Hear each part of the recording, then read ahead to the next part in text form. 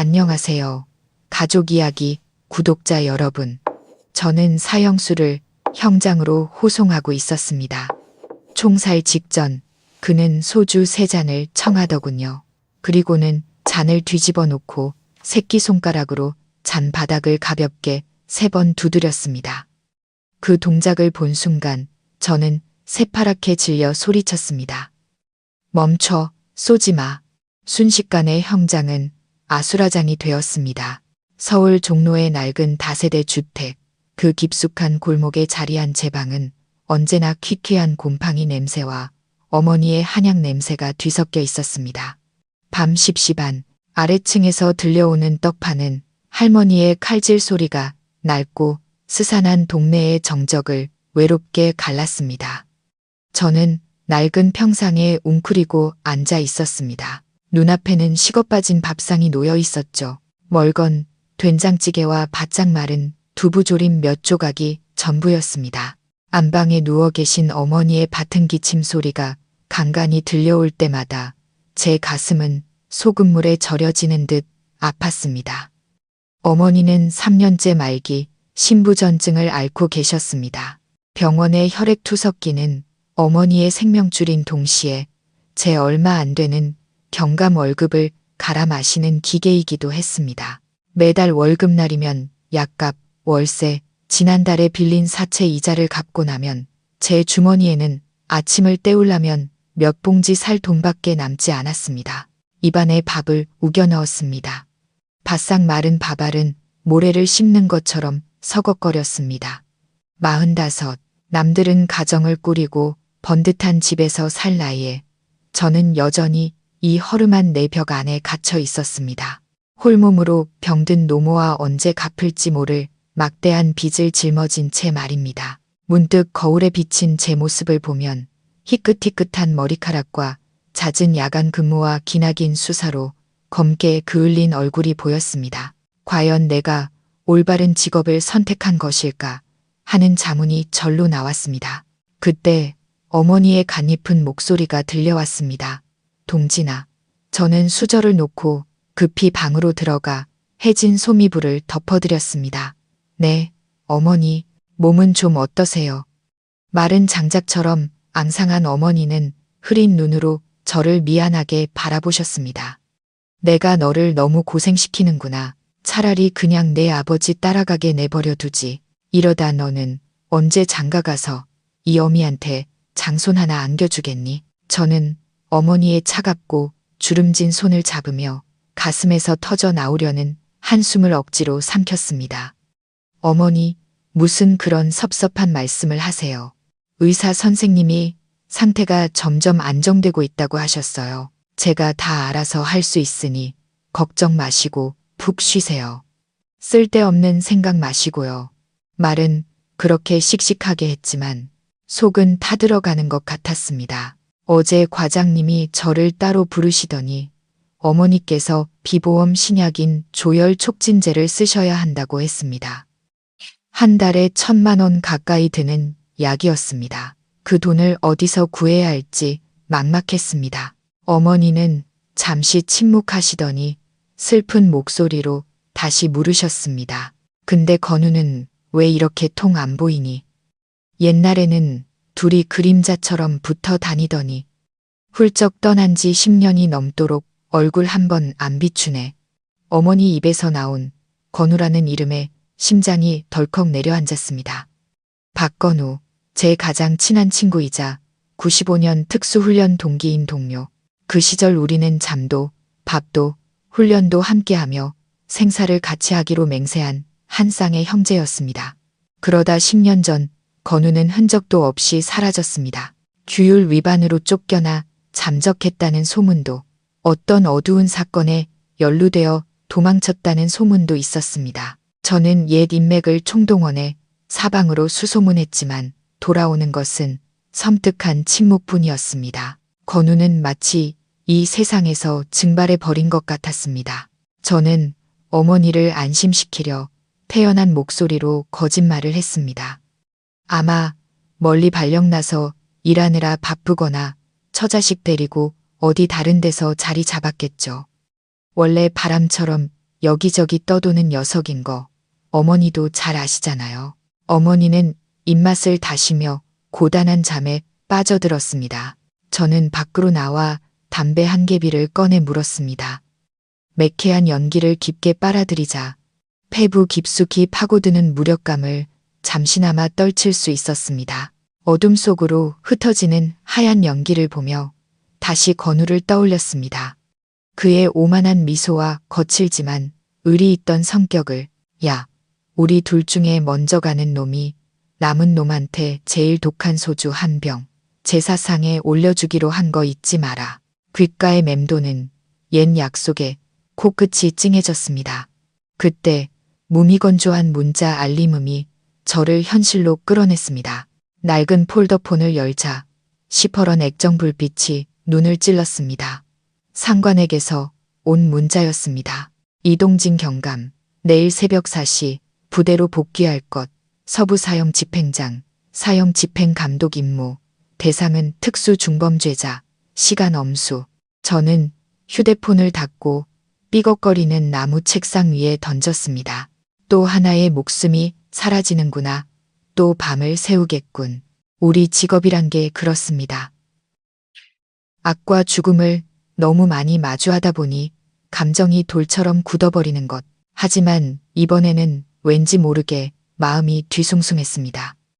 불길한 예감이 온몸을 휘감았습니다. 저는 담배를 비벼 끄고 평상의 등을 기댔습니다. 빗물이 샌 자국으로 얼룩진 천장을 멀거니 바라보며 뜬 눈으로 밤을 새웠습니다. 새벽 4시 짙은 안개가 상복처럼 도시를 뒤덮었습니다. 북서쪽에서 몰아친 겨울 칼바람에 저도 모르게 몸을 떨며 낡은 외투깃을 세웠습니다. 부대의 낡은 지프차에 시동을 걸었습니다. 요란한 엔진 소리가 새벽의 정적을 깨뜨렸습니다. 차는 안개를 헤치며 도시 서쪽으로 향했습니다. 그곳에는 황량한 언덕 아래 외따로 떨어진 사형 집행장이 있었습니다. 제 옆자리에는 이제 막 임관한 지 2년 된 젊은 경찰 민준이 앉아 있었습니다.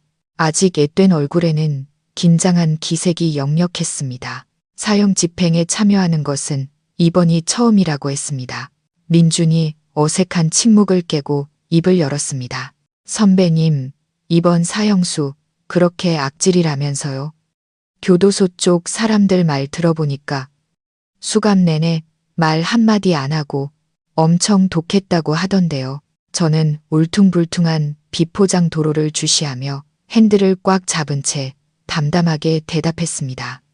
마약 2.3kg을 밀매하고 4명을 살해했어. 총사령이 당연한 놈이지.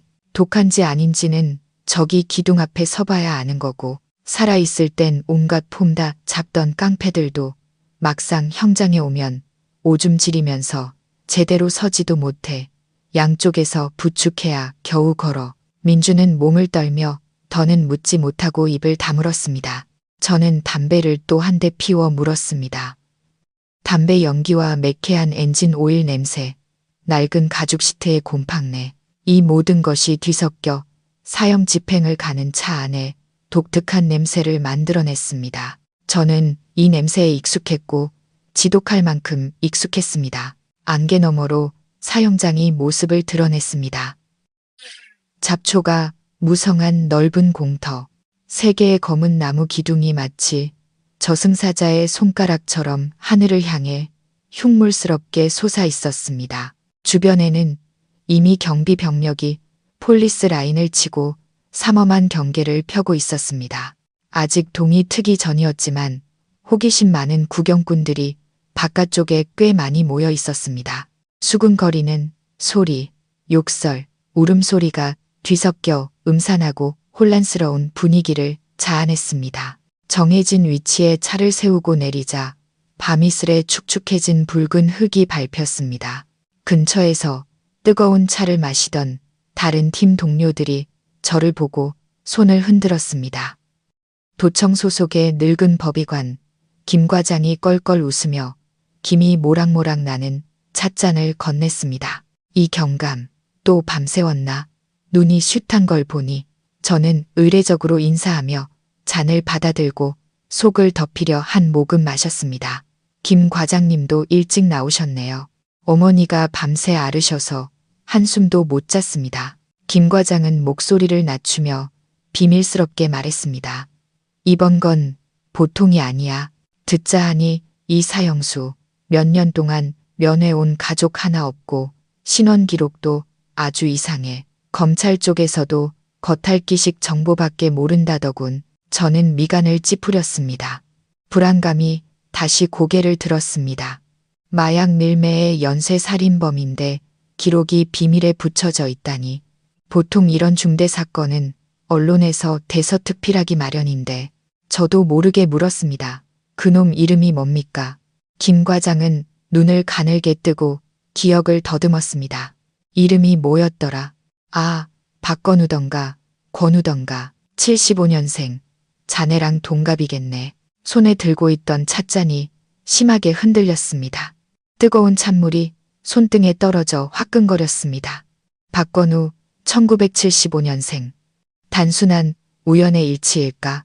건우라는 이름도 흔하고 75년생도 한 세대를 이루는 수많은 사람 중 하나일 뿐이다. 스스로를 진정시키려 했지만 심장은 이미 불안하게 쿵쾅거리기 시작했습니다. 바로 그때 멀리서 호송 차량의 사이렌 소리가 정적을 갈랐습니다. 사형수를 태운 호송 차량 행렬이 들어오고 있었습니다.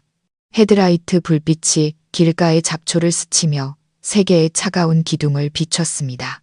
김 과장은 찻잔을 내려놓고 흰 가운을 여미며 표정을 굳혔습니다. 왔군. 일 시작해야지. 저는 담배꽁초를 바닥에 던져 군화발로 비벼 끄고는 처형장 구역으로 발걸음을 옮겼습니다. 차가운 바람이 얼굴을 스치며 구경꾼들이 길가에 급히 피워놓은 향냄새를 실어 날랐습니다. 길고 무거운 하루가 시작되고 있었습니다. 둔탁한 금소금과 함께 호송차의 문이 열렸습니다. 건장한 교도관 2명이 먼저 내린 뒤 어두운 차 안에서 한 남자를 부축해 끌어냈습니다. 그는 처참할 정도로 초췌한 모습이었습니다. 헐렁한 줄무늬 수의는 뼈대만 앙상한 그의 몸에 걸쳐져 있었습니다. 희끗희끗한 머리는 까치집처럼 헝클어져 얼굴 대부분을 가리고 있었습니다. 족쇄에 단단히 채워진 2발은 걸음을 옮길 때마다 자갈밭 위에서 섬뜩한 쇠사슬 소리를 냈습니다. 저는 10m쯤 떨어진 감독 위치에 서서 사형수의 얼굴을 자세히 보려고 눈을 가늘게 떴습니다. 그는 고개를 푹 숙인 채 힘없이 비틀거리며 걸었습니다. 그 걸음걸이, 왼쪽 어깨가 오른쪽보다 약간 더 처진 그 모습에서 제 속이 뒤틀렸습니다. 등골을 타고 오르는 소름 끼치도록 익숙한 느낌. 그때 군중 속에서 한 여인의 비통한 절규가 팽팽한 정적을 깨뜨렸습니다. 이 살인자 놈아, 짐승만도 못한 놈, 내 아들 돌려내. 피해자 중 한 명의 어머니인 박씨, 아주머니였습니다. 백발이 성성한 노파는 경찰 저지선을 뚫고 원수에게 달려들어 핥히려 했습니다. 경찰 몇몇이 겨우 그녀를 제지했습니다. 그녀는 울부짖으며 저주를 퍼부었습니다. 자식을 잃은 고통에서 터져나온 악독한 말들이 하늘을 찔렀습니다. 사형수는 그 소리를 듣지 못하는 듯 혹은 그런 저주에 너무나 익숙한 듯 여전히 고개를 숙인 채 묵묵히 형틀로 끌려갔습니다.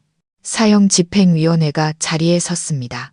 단정한 제복 차림에 얼음장처럼 차가운 표정을 한 검사가 사형집행 결정문을 낭독하기 시작했습니다. 감정 없는 목소리가 낡은 확성기를 통해 지지직거리며 울려 퍼졌습니다. 대한민국 법무부는 다음과 같이 사형을 집행한다. 사형수 박건우 1975년생 본적 불명 죄명 마약류 관리에 관한 법률 위반 2.3kg 헤로인 밀매 및 살인. 박건우라는 이름이 불리는 순간 저는 마치 누군가에게 따귀를 세게 맞은 듯 했습니다. 저는 부하들의 놀란 시선에도 아랑곳하지 않고 무의식적으로 몇 걸음 앞으로 나아갔습니다. 그의 얼굴을 똑똑히 봐야만 했습니다. 머릿속에서 미친 듯이 울부짖는 이 예감이 틀렸다는 것을 확인해야만 했습니다. 교도관들이 건우를 사격 기둥에 세우고 묶으려 할 때 그가 고개를 들었습니다. 주름과 흉터로 뒤덮인 늙은 얼굴, 햇볕에 말린 대추처럼 쪼그라든 피부, 움푹 팬 흐릿한 눈동자가 군중을 그리고 자신을 겨누고 있는 검은 총구들을 스쳐 지나갔습니다. 그리고 그 시선이 제게 멈췄습니다. 한순간 시간이 멈춘 듯 했습니다.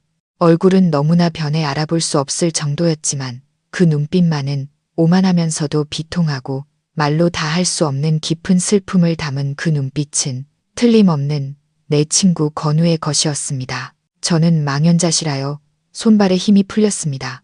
어떻게 이럴 수가. 훈련소 최고의 엘리트 요원이었던 마약 범죄를 뿌리 뽑겠다고 맹세했던 건우가 마약왕이자 냉혹한 살인자가 되어 법의 심판대 앞에 서 있다니. 머릿속이 수천 개의 질문으로 뒤엉켰습니다. 왜 이렇게 된 거지? 10년 동안 어디에 있었던 거야? 왜 나한테 연락하지 않았지? 왜 사람을 죽인 거야? 집행위원장의 목소리가 저를 현실로 잡아 끌었습니다. 사형수, 마지막으로 할 말은 없는가? 건우는 저를 한 번, 그리고 울부짖고 있는 박 씨의 아주머니를 한 번 쳐다보더니 눈빛이 가라앉았습니다. 그는 고개를 저었습니다. 목소리는 돌을 가는 것처럼 거칠었습니다. 없습니다. 위원장이 절차에 따라 다시 물었습니다. 집행 전 마지막으로 원하는 것이 있는가? 건우는 한참 동안 침묵했습니다. 칼날 같은 바람이 언덕을 스쳐 지나갔습니다. 그는 잿빛 하늘을 올려다 보았다가 족쇄에 채워진 앙상한 두 손을 내려다 보았습니다. 그리고 작지만 또렷한 목소리로 말했습니다. 소주 한 잔만 주십시오. 날이 너무 춥습니다. 가기 전에 몸이라도 좀 덮이고 싶습니다. 그의 요구에 위원회 전체가 술렁였습니다. 박 씨 아주머니는 더욱 격렬하게 울부짖었습니다. 안 돼. 저놈한테 술 주지 마. 당장 쏴 죽여. 내 아들을 죽여놓고 술을 마시겠다고. 세상에 이런 일이.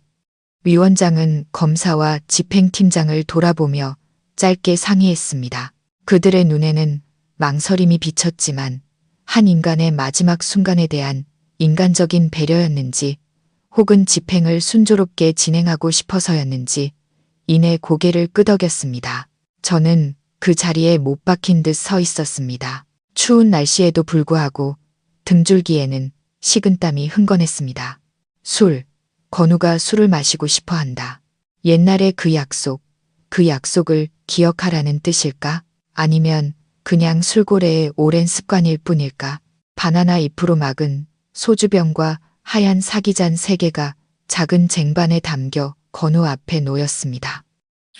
교도관이 그의 수갑을 풀어주자 그는 직접 술을 따랐습니다. 저는 숨을 죽인 채 그의 움직임 하나하나를 지켜보았습니다. 앙상한 손이 떨며 술병을 들었습니다. 형장의 공기는 납처럼 무겁게 가라앉았습니다. 수백 개의 눈동자가 형틀 앞에 선 초라한 남자에게 쏠렸습니다. 검은 총구들은 여전히 그의 가슴을 겨눈 채 발사 명령을 차갑게 기다리고 있었습니다. 건우는 3개의 잔의 술을 따랐습니다. 맑은 소주에 기포가 올라오며 찹쌀 누룩 특유의 진한 향이 퍼져나갔습니다. 그는 모든 행동을 아주 천천히 서두르거나 두려워하는 기색 없이 해냈습니다. 마치 사형 집행을 앞둔 사형수가 아니라 자기 집 마당에서 차를 즐기는 노인 같았습니다. 그는 첫 번째 잔을 들어 잿빛 하늘을 향해 무언가 중얼거린 뒤 단숨에 들이켰습니다. 만족스러운 듯 작게 입맛을 다셨습니다. 제 손목시계의 초침이 한 칸씩 움직였습니다. 초조함과 불안감이 속을 태웠습니다. 당장 달려가서 멱살을 잡고 무슨 짓을 하는 거냐고, 왜 이렇게 된 거냐고 따져 묻고 싶었습니다. 하지만 제 발은 땅에 뿌리 박힌 듯 움직이지 않았습니다. 저는 경찰 제복을 입고 있었습니다. 법의 대리인이었습니다. 모호한 의심 하나 때문에 형장을 아수라장으로 만들 수는 없었습니다. 건우는 두 번째 잔을 들었습니다. 이번에는 기진맥진하여 두 사람의 부축을 받고 있는 박씨 아주머니 쪽, 즉 군중을 향해 몸을 돌렸습니다. 그는 사죄하듯 깊이 고개를 숙인 뒤 다시 잔을 비웠습니다. 박씨의 아주머니는 울음을 멈추고 그를 멍하니 바라보았습니다. 눈에는 여전히 증오가 서려 있었지만 약간의 당혹감도 섞여 있었습니다. 세 번째 잔. 건우는 잔을 들었지만 바로 마시지 않았습니다. 그는 손 안에서 잔을 빙빙 돌리며 잔 바닥을 뚫어지게 쳐다보았습니다. 그리고는 집행조와 정면으로 마주보게 몸을 돌렸습니다. 그 각도에서는 저와도 마주보는 것이었습니다. 그의 눈빛이 갑자기 날카로워졌습니다. 방금 전까지의 흐리멍덩하고 지친 모습과는 전혀 달랐습니다. 그것은 바로 예전의 그 정예 요원의 눈빛, 확고하고 불타오르는 눈빛이었습니다. 그는 잔을 눈높이까지 들어 저를 똑바로 쳐다본 뒤 단숨에 비웠습니다. 저는 확신했습니다. 그는 저를 보고 있었습니다. 술을 다 마신 뒤 건우는 다른 사형수들처럼 잔을 땅에 던져 깨뜨리는 대신 아주 기이한 행동을 했습니다. 그는 천천히 주저앉아 축축한 붉은 흙바닥에 사기잔을 조심스럽게 뒤집어 놓았습니다. 제 심장이 너무 세게 뛰어 가슴이 아플 지경이었습니다. 저는 숨을 죽이고 눈도 깜빡이지 않았습니다. 건우의 오른손 새끼손가락, 두 번째 마디에 길게 흉터가 있는 바로 그 손가락이 뒤집힌 잔의 바닥을 가볍게 두드렸습니다. 똑, 바람 소리에 묻힐 만큼 작은 소리였습니다. 아마 그 자신만 들었을 겁니다. 하지만 저는 보았습니다. 똑, 두 번째, 똑, 세 번째, 세 번의 노크, 새끼손가락, 뒤집힌 잔, 제 머릿속이 터져 나갈 것 같았습니다. 온몸에 피가 얼어붙었다가 순식간에 부글부글 끓어올랐습니다. 10년 전 비선 공작원 훈련소의 비밀 벙커에서 양 교관님이 칠판에 이 신호를 그리며 엄숙하게 말씀하시던 모습이 떠올랐습니다. 똑똑히 기억해라. 이것은 최고 등급의 긴급 구조 신호다. SOS 레드. 적진에 침투해 있거나 의심받고 있거나 완전히 고립되어 목숨이 경각에 달렸을 때만 사용한다. 이 신호를 본 동료는 신호를 보낸 요원이 여전히 충성스럽지만 진실을 말할 수 없는 상황에 처해 있음을 이해하고 어떤 대가를 치르더라도 구출해야 한다. 그리고 더 중요한 것은 새끼손가락을 사용하는 것은 저와 건우 둘만의 약속이었다는 점입니다. 졸업 전날 밤 둘이 옥상에 누워 별을 보며 건우가 말했었습니다. 만약 나중에 자기가 잠입수사를 하다가 변절자로 몰리거나 함정에 빠지면 새끼손가락으로 3번 노크하겠다고. 그때 세상이 다 등을 돌려도 너만은 나를 믿어줘야 한다고. 저는 거기 무릎 꿇고 있는 남자를 뚫어지게 보았습니다. 더 이상 의심의 여지가 없었습니다. 저건 건우였고 구조를 요청하고 있었습니다. 그는 결코 배신하지 않았습니다. 그는 말로 할 수 없는 끔찍한 비밀을 쥐고 있었습니다. 그는 그 비밀을 지키기 위해 죽음을 선택했거나 받아들였고 이 세상에서 유일하게 이 암호를 해독할 수 있는 저를 발견하고서야 신호를 보낸 것입니다. 그때 날카로운 고함 소리가 저를 회상에서 끌어냈습니다. 준비 6자루의 소총이 철컥 하고 장전되는 소리가 차갑게 울렸습니다. 사수들은 자세를 잡고 방아쇠에 손가락을 걸었습니다. 건우는 눈을 감고 고개를 든 채 기다렸습니다. 안 돼. 저놈을 죽게 둘 순 없어. 저놈이 죽으면 진실은 영원히 묻히고 말 거야. 나는 친구를 죽인 놈, 맹세를 저버린 배신자가 될 거야. 이성은 저를 말렸습니다. 사형 집행을 방해하는 것은 중죄다. 직업, 어머니, 모든 것을 잃고 감옥에 갈 수도 있다. 하지만 제 심장이 특수요원의 뜨거운 피와 10년간의 형제애가 제가 가만히 서 있는 것을 허락하지 않았습니다. 목표 조준, 멈춰. 저는 공간을 찢는 듯한 고함을 질렀습니다. 제 목소리가 너무나 쉬고 격렬해서 저 자신도 놀랐습니다. 생각할 겨를도 없이 저는 폴리스 라인을 넘어 저를 막으려던 경관을 밀치고 형틀을 향해 미친 듯이 달려갔습니다. 뒤에서 민준의 다급한 외침이 들렸습니다. 선배님, 뭐 하시는 거예요? 상관없었습니다. 지금 제 눈에는 건우의 앙상한 등과 저 검은 총구들 밖에 보이지 않았습니다. 저는 달려가 제 몸으로 건우 앞을 막아섰습니다. 두 팔을 활짝 벌리고 집행조와 마주 섰습니다. 멈추라고 했다. 형장은 아수라장이 되었습니다. 사수들은 놀라서 방아쇠에서 손을 떼고 어리둥절하게 서로를 쳐다보았습니다. 검사는 서류 뭉치를 땅에 떨어뜨렸고 얼굴은 핏기 하나 없이 하얗게 질렸습니다. 집행위원장이 확성기로 소리쳤습니다. 이동진, 경감, 미쳤나? 당장 비켜. 저는 거친 숨을 몰아쉬며 저를 향해 총을 겨누고 있는 동료들을 붉게 충혈된 눈으로 노려보며 외쳤습니다. 목소리는 감정에 복받쳐 갈라졌습니다. 쏘지 마. 이 사람은 억울하다. 이 사람은 내 동료다. 이 사람은 잠입 수사 중인 요원이다. 쏘면 안 돼. 건우는 눈을 떠 자신을 막아선 제 등을 보았습니다. 마르고 갈라진 그의 입술이 움직여 제가 10년 동안 기다려온 한마디를 힘겹게 내뱉었습니다. 동진아. 그는 제 어깨에 머리를 기댄 채 정신을 잃었습니다. 그것은 제 인생에서 가장 미친 순간이었습니다. 제가 보이지 않는 거대한 세력에 공식적으로 선전포고를 한 순간이었습니다. 사형수의 가벼운 노크 소리, 3번의 제 목숨과 명예 전부를 건 순간이었습니다.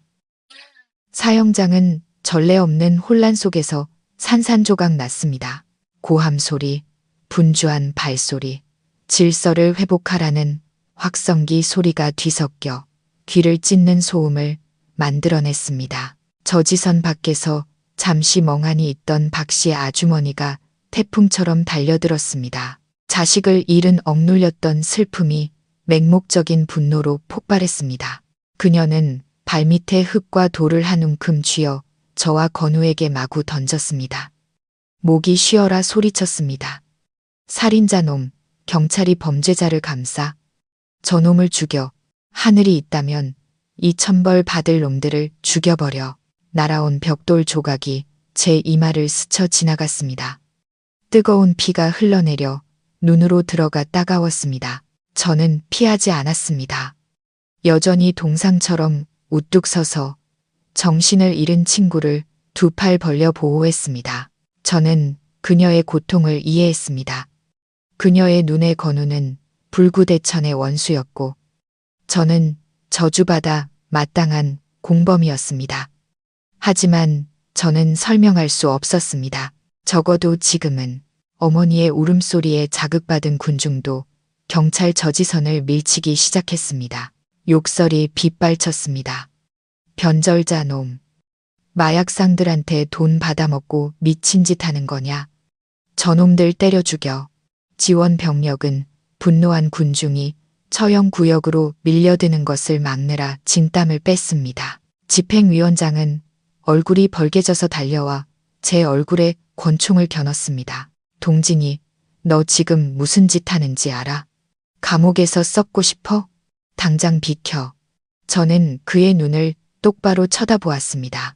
조금도 흔들림 없는 단호한 눈빛으로 모든 책임은 제가 지겠습니다. 하지만 오늘 그를 쏘려면 먼저 제 시체를 넘어야 할 겁니다. 이 사람은 K20 부대 소속 요원 번호 405 박건우입니다. 그는 억울합니다. 제가 말한 부대 이름과 요원 번호의 위원장은 순간 멈칫했습니다. 그 역시 잔뼈 굵은 군인 출신으로 옛 비밀 잠입 부대에 대해 어렴풋이 들어본 적이 있었습니다. 그의 눈에 잠시 망설임이 스쳤지만 군중의 압박과 법 절차 때문에 마음을 돌릴 수는 없었습니다. 그는 특수기동대에게 명령했습니다. 이동진 경감을 제압하고 사형수는 구급차로 이송해라. 서둘러. 건장한 특수기동대원 4명이 달려들었습니다. 저는 저항하지 않았습니다. 제 목적은 달성되었다는 것을 알았습니다. 사형 집행은 중단되었습니다. 건우는 죽지 않았습니다. 그것으로 충분했습니다. 그들은 제 팔을 뒤로 꺾고 허리춤에 권총을 빼앗아 지휘본부로 끌고 갔습니다. 저는 고개를 돌려보았습니다. 건우는 들것에 실려 가고 있었습니다. 시든 나뭇잎처럼 축 늘어진 앙상한 몸. 구급차가 요란한 사이렌을 울리며 떠났습니다. 저는 텅 빈 방에 밀쳐졌고 등 뒤에서 철문이 쾅 닫혔습니다. 철컥 하고 자물쇠가 잠기는 소리가 건조하게 울렸습니다. 어둠이 저를 삼켰습니다. 이마의 피는 이미 굳어 딱딱하게 굳어 있었습니다. 저는 차가운 바닥에 주저앉아 벽에 기댄 채 한숨을 내쉬었습니다. 다 끝났다. 20년간 쌓아온 경력은 이걸로 끝이다. 내일 신문에는 사형 집행 방해한 미친 경찰 간부라는 제목의 기사가 대서특필될 것이다. 이 소식을 들으시면 어머니는 어떻게 하실까? 그 충격을 견뎌내실 수 있을까? 하지만 건우가 잔 바닥을 가볍게 3번 두드리던 모습을 떠올리자 마음이 이상하리만치 차분해졌습니다. 내가 선택한 길이다. 나는 우정을 그리고 요원의 직감을 믿기로 했다. 어떤 혹독한 대가를 치르더라도 진실을 밝혀내야만 한다. 저는 사형장 지휘본부 회의실에 3시간 동안 감금되어 있었습니다. 부상 부위를 소독해주러 온 젊은 경관 외에는 아무도 저와 접촉할 수 없었습니다. 그는 두려움과 호기심이 섞인 눈으로 저를 쳐다보다가 말없이 나가버렸습니다. 창밖의 소라는 잦아들었지만 긴장된 분위기는 여전했습니다. 지휘실에서 끊임없이 울리는 전화벨 소리와 막 도착한 지방경찰청 고위 간부들의 고함 소리가 희미하게 들려왔습니다. 이 사건은 분명히 경찰청 본청까지 보고되었을 겁니다. 철컥 하고 문이 열리더니 중년의 남자가 들어왔습니다. 어깨에는 빛나는 총경 계급장이 달려 있었습니다. 제 직속 상관인 한 총경이었습니다.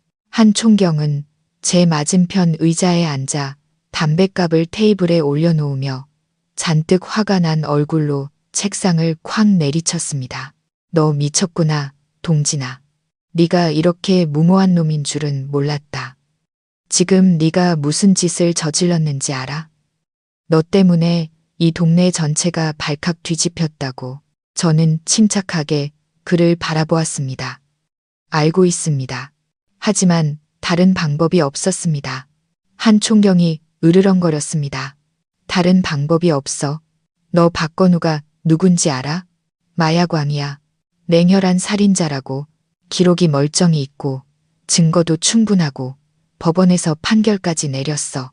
네가 무슨 자격으로 억울하다고 하는 거야? 뭘 근거로?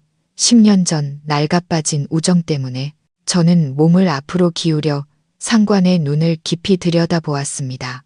1급 S, O, S 암호 때문입니다. 그는 비선 공작원에 긴급 구조 신호를 보냈습니다. 총경님도 이쪽 계통에 계셨으니 그 규약을 아시지 않습니까? 한 총경은 잠시 말을 잃었습니다. 그의 눈이 놀라움으로 커졌다가 이내 의심의 빛으로 바뀌었습니다. 암호, 너 지금 망상에 빠진 거냐? 누가 증명해? 네, 미친 행동을 변명하려고 지어낸 거 아니야? 저는 단호하게 고개를 저었습니다. 지어낸 게 아닙니다. 그는 새끼손가락으로 소주잔 바닥을 3번 두드렸습니다. 그것은 저와 그놈 사이의 생사 약속입니다. 한 총경님, 제발 사형 집행을 잠정 중단해 주십시오. 처음부터 재수사해 주십시오. 이 사건에는 거대한 비밀이 숨어 있습니다. 제 목숨을 걸고 보장합니다. 한 총경은 침묵에 잠겨 담배에 불을 붙여 길게 한 모금 빨았습니다. 그는 제가 어떤 사람인지 알고 있었습니다.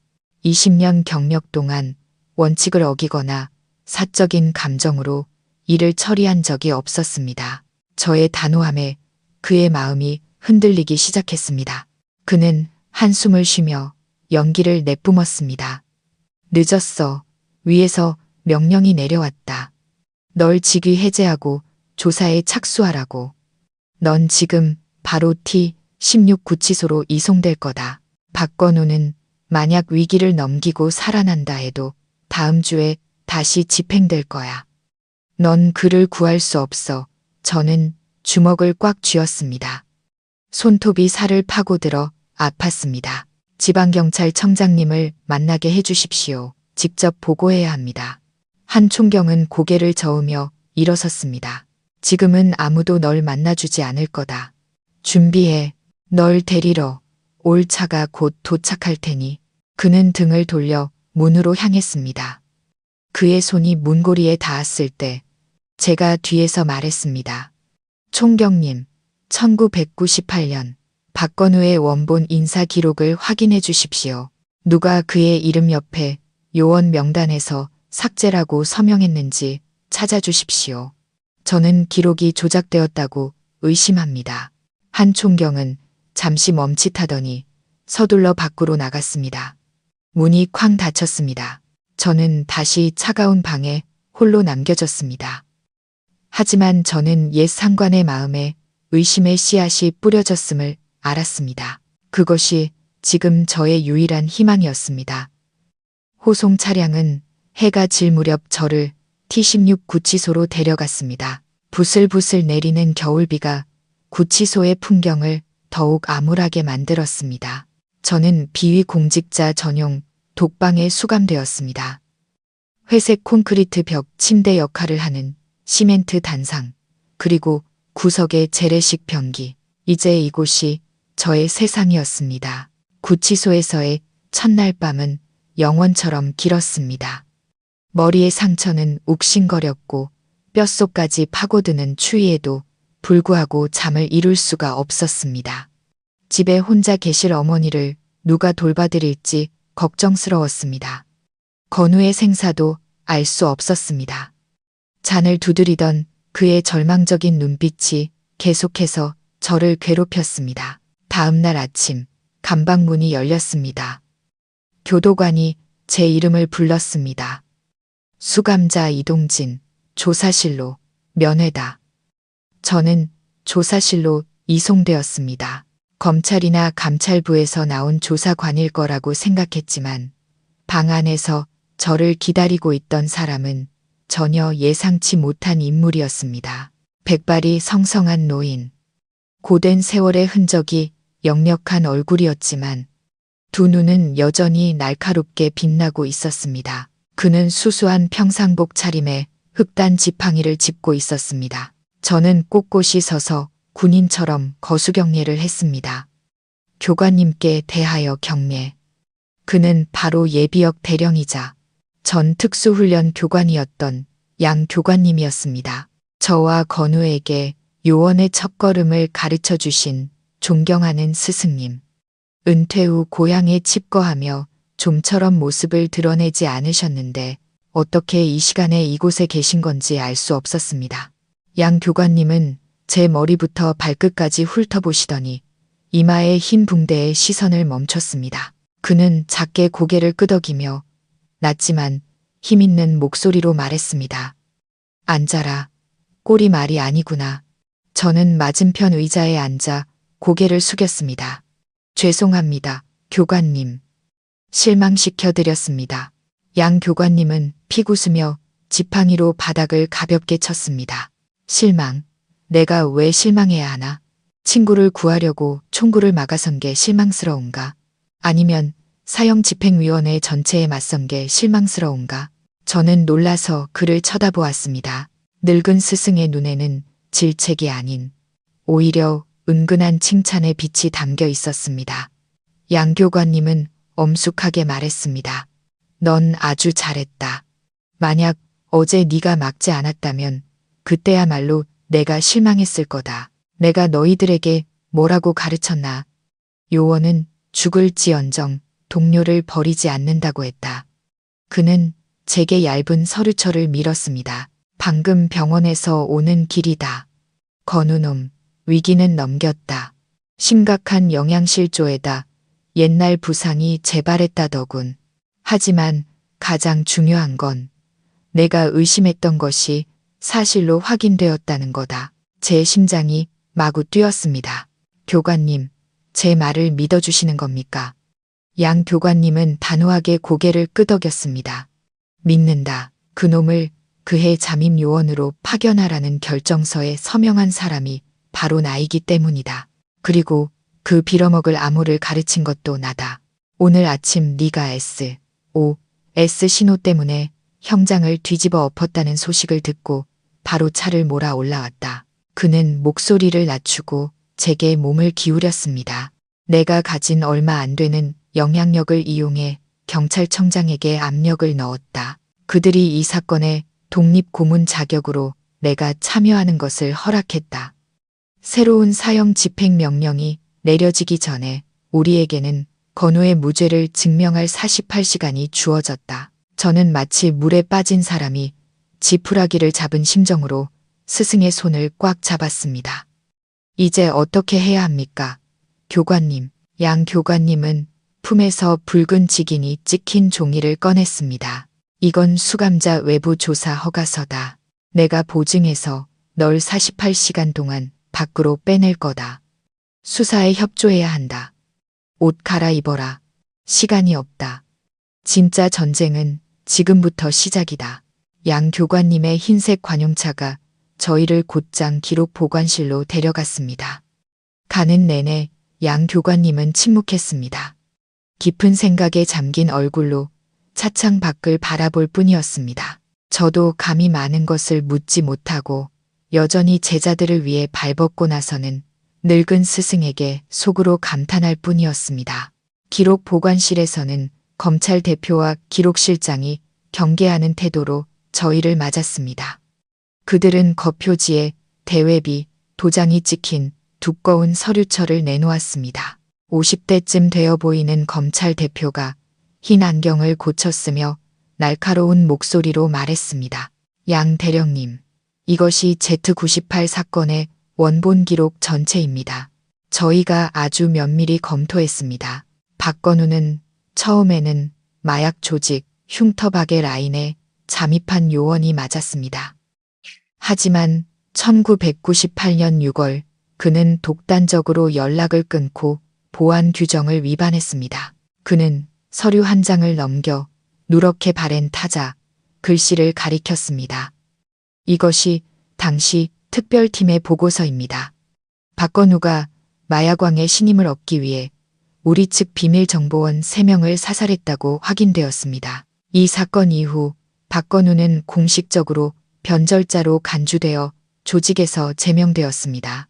저는 보고서를 집어들고 마치 바늘로 눈을 찌르는 듯한 글자들을 개걸스럽게 읽었습니다.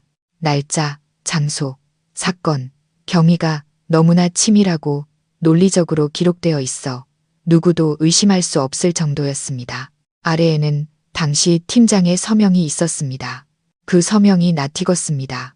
기억을 더듬었습니다. 서명 끝에 갈고리 모양, 양 교관님이 갑자기 책상을 세게 내리쳐 모두가 깜짝 놀랐습니다. 거짓말이야. 전부 다 거짓말이다. 그는 보고서를 손가락으로 가리키며 분노로 떨리는 목소리로 외쳤습니다. 1998년 6월 나는 아직 현직에 있었다. 이런 보고서는 내게 올라온 적이 없어. 만약 건우가 제명되었다면 최종 결재 서명은 내가 해야만 한다. 왜 이 서류에 내 서명이 없는 거지? 기록실장이 우물쭈물했습니다. 대령님, 그건 아마 당시 상황이 급박해서 절차가 간소화되었거나 아니면 본청으로 바로 보고가 올라갔을 수도. 간소화는 무슨 놈의 간소화? 양 교관님이 소리쳤습니다. 잠입 요원 인사 절차는 절대 불변이다. 나를 건너뛸 수 있는 사람은 아무도 없어. 만약 있다면 그는 말을 흐리며 방 안에 있는 사람들을 날카로운 눈으로 훑었습니다. 공기가 숨 막히게 변했습니다. 저는 문득 그 보고서에 서명한 주인을 알아차렸습니다. 저는 외쳤습니다. 교관님, 이 서명 최광민 겁니다. 양 교관님이 휙 돌아보았습니다. 최광민. 네, 최광민입니다. 저와 건우의 동기입니다. 98년도에 그는 사건 전담반에서 종합기록 담당 서기였습니다. 이 서명은 절대 틀릴 리 없습니다. 그가 부대원들 책에 사인해주곤 했거든요. 검찰 대표가 미간을 찌푸렸습니다. 최광민 경정은 현재 마약수사대 부팀장입니다. 최근 우수한 사건 해결 실적으로 훈장 수훈 대상자로 추천되었습니다. 확실합니까? 양 교관님은 소름 끼치도록 차가운 미소를 지었습니다. 재밌군. 아주 재밌어. 옛날에 일개 서기가 지금은 부팀장으로 승진하고 호랑이 굴에서 목숨 걸었던 요원은 총살당할 뻔했군. 냄새가 나는군요, 여러분. 그는 저를 돌아보며 단호하게 명령했습니다. 동진이 당장 나와 함께 병원으로 간다. 건우놈 입에서 직접 들어야겠다. 98년 6월 그 밤의 진실을 아는 건 그놈뿐이다. 만약 최광민이 이 사건에 연루되었다면 이건 단순한 오판이 아니라 살인 사건이자 거대한 내부 숙청 음모다. 저희는 기록실을 나왔습니다. 뒤에는 당혹감과 불안감에 휩싸인 얼굴들이 남아 있었습니다. 밖은 비가 그쳤지만 하늘은 여전히 잿빛이었습니다. 거대한 폭풍이 몰려오고 있음을 예고하는 듯 했습니다. 건우가 경고하려 했던 내부의 적이 서서히 모습을 드러내고 있었습니다. 그리고 그 적은 우리가 밤낮으로 지키고 있는 바로 이 조직 안에 있었습니다. 도립종합병원은 시내 중심가에 있었습니다. 저희가 도착했을 때는 늦은 오후였습니다. 병원 복도는 소독약 냄새와 의사와 간호사들의 분주한 발걸음 소리로 가득했습니다. 건우는 특별 집중 치료실에 입원해 있었습니다. 문 앞에는 경찰 2명이 보초를 서고 있었습니다. 양 교관님이 지팡이를 짚고 다가오자 젊은 경찰들이 일어서서 경례했습니다. 양 교관님이 특별 허가서를 보여주자 그들은 조용히 문을 열어주었습니다. 방 안은 온통 하얗고 차가웠습니다. 정적 속에서 인공호흡기 소리만이 규칙적으로 울리고 있었습니다. 건우는 하얀 시트가 깔린 침대에 누워 있었습니다. 온몸에 각종 튜브가 연결되어 있었고 움푹 팬 앙상한 얼굴은 창백한 형광등 불빛 아래 더욱 처참해 보였습니다. 저는 가까이 다가가 뼈만 남은 친구의 손을 잡았습니다. 얼음장처럼 차가웠습니다. 목이 메어왔습니다. 건우야. 제 목소리에 건우의 눈꺼풀이 미세하게 떨렸습니다. 그는 천천히 눈을 떴습니다. 움푹 팬 흐릿한 눈동자가 잠시 천장을 보다가 느리게 저를 향했습니다. 저를 알아보자 그의 눈동자 깊은 곳에서 희미한 빛이 반짝였습니다. 그는 힘겹게 속삭였습니다. 목소리는 내뱉는 숨결처럼 약했습니다. 동진아, 왔구나. 저는 감정을 억누르며 고개를 끄덕였습니다. 그래, 나 여기 있어. 걱정 마. 나하고 양 교관님이 계시니까 이제 아무도 널 해치지 못해. 양 교관님 이야기에 건우는 힘겹게 고개를 들려 했지만 힘이 부족했습니다. 양 교관님이 다가와 그의 어깨에 손을 얹고 가볍게 눌렀습니다. 가만히 누워 있어라. 내가 다 안다. 두 줄기 뜨거운 눈물이 건우의 검게 그을린 뺨을 타고 흘러내렸습니다. 기록상으로는 냉혹한 살인자, 철석 같던 사형수가 이제는 억울한 아이처럼 흐느껴 울었습니다. 교관님, 저는 배신하지 않았습니다. 사람도 죽이지 않았습니다. 양 교관님은 고개를 끄덕였습니다. 목소리는 안타까움으로 가라앉아 있었습니다. 알고 있다. 믿는다. 이제 진정하고 나하고 동진이한테 전부 말해다오. 98년 6월에 무슨 일이 있었던 거냐? 왜 기록에는 네가 정보원 3명을 죽였다고 되어 있는 거지? 건우는 심호흡을 하며 겨우 평정을 되찾았습니다. 그는 옛 상처에서 오는 고통 때문에 끊어지는 목소리로 이야기를 시작했습니다. 그의 건우는 국경지대의 악명 높은 마약왕 흉터박의 조직의 성공적으로 잠입했습니다. 그의 신임을 얻어 가장 큰 마약 창고에 접근하려던 찰나 우리 측 비밀정보원 3명의 신원이 노출되었습니다. 흉터박은 그들을 붙잡아 건우에게 충성심을 증명하라며 직접 처리하라고 강요했습니다. 최광민, 바로 최광민, 그놈이 흉터박에게 정보를 넘겼습니다. 건우의 눈에 증오가 불타올랐습니다. 그날 흉터박이 둘째 형님이라는 사람과 통화하는 걸 엿들었습니다. 그 목소리, 그 말투, 잊을 수가 없었어요. 최광민의 목소리였습니다.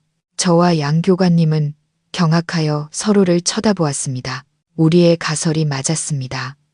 최광민이 바로 내부의 쥐새끼였습니다. 건우가 말을 이었습니다. 동료를 죽일 수는 없었습니다. 저는 일부러 급소가 아닌 곳을 쐈고 시신을 절벽 아래로 던지는 것처럼 위장했습니다. 사실 절벽 아래에 밧줄과 의약품을 미리 준비해 뒀었죠. 다음날 밤 다시 돌아가 그들을 데리고 중국 국경 너머로 피신시켰습니다. 저는 건우의 손을 꽉 잡았습니다. 그럼 그 3사람 아직 살아있나? 어디에 있어? 건우는 절망적으로 고개를 저었습니다. 2000년 이후로 연락이 끊겼습니다. 살아있는지 죽었는지 알 수 없습니다. 하지만 다른 증거가 있습니다. 흉터박과 최광민의 통화 내용이 담긴 녹음 테이프가 있어요. 양 교관님의 눈이 빛났습니다.